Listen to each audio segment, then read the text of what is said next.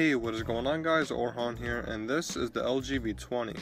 Probably the most underrated phone of 2016.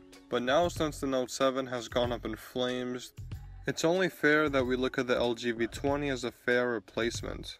So yeah, without further ado, this is the LG V20. Okay, so the first thing we're going to talk about is the design. Like most flagships these days, the LG V20 is rocking a metal design, along with a dual camera hump. But a change that you're going to notice from previous generations is that LG removed the volume rockers to the side compared to when they put it next to the home button on the back. Other than that, it's rocking pretty standard stuff, a USB Type-C with Quick Charge 3.0, along with a solid pair of speakers. Overall, the design on the LG V20 is pretty solid. But more importantly, it feels good in the hand, and I think that's what's most important when it comes to a design of a smartphone. It's got to feel good in your hand, and I'm proud to report that the LG V20 is absolutely killing it in this department. So yeah, overall, a pretty solid design.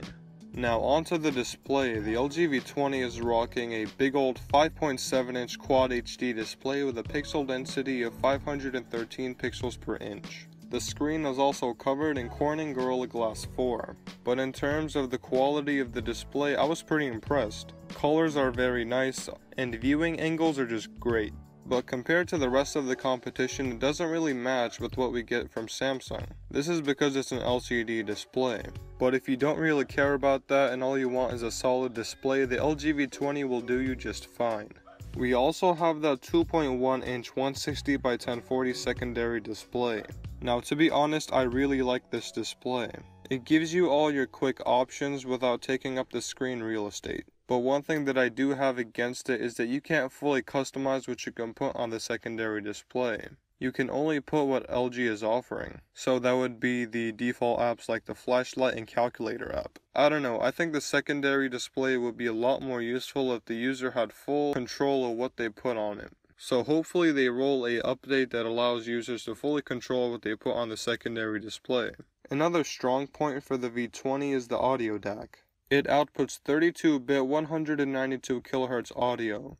What that means is that the LG V20 is powerful enough to run your high-end headphones. And I'm happy to report that the audio from the headphone jack is actually pretty amazing. Now, I didn't use any heavy-duty headphones, and the sound quality was still just fine. So yeah, if you have high-end headphones, the LG V20 will give you a great sound experience. Now onto performance. The LG V20 is rocking the Snapdragon 820 with the Adreno 530 GPU, along with 4 gigs of RAM, paired with a 3200 mAh battery. The V20 also comes in 32 or 64 gig variants. And the storage is expandable up to 256 gigs via microSD card.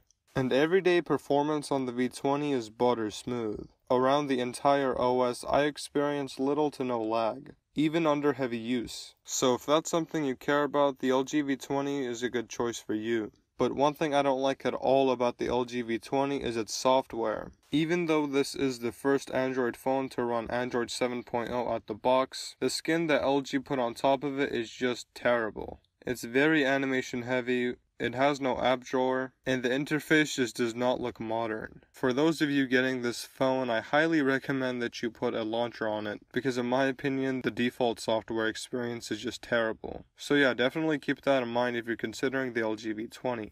And battery life throughout all of this was pretty good. Again, the LG V20 has a 3200 mAh battery. And on average, the V20 got me about 4 to 4.5 hours of screen on time. But a major bonus with the V20's battery is that it's removable, which is definitely not something you see on most flagship these days. So there's a button on the side, and when you push it, the metal back pops open and you're able to remove the battery. This is also where you add your expandable storage. And hands down, this has got to be my favorite feature of the V20. Props to LG for keeping this feature alive. For the average person, it might not sound practical, but carrying an extra battery with you and using it when your phone dies is something that's really useful. Now onto the camera. The LG V20 is rocking a dual lens system. One of those lenses is the 16 megapixel lens that we're used to from previous generations. And the other lens is an 8 megapixel wide angle lens for unique wide angle shots. The cameras have laser autofocus and has optical image stabilization. Video is pretty good as well. It shoots 4K video at 30 FPS.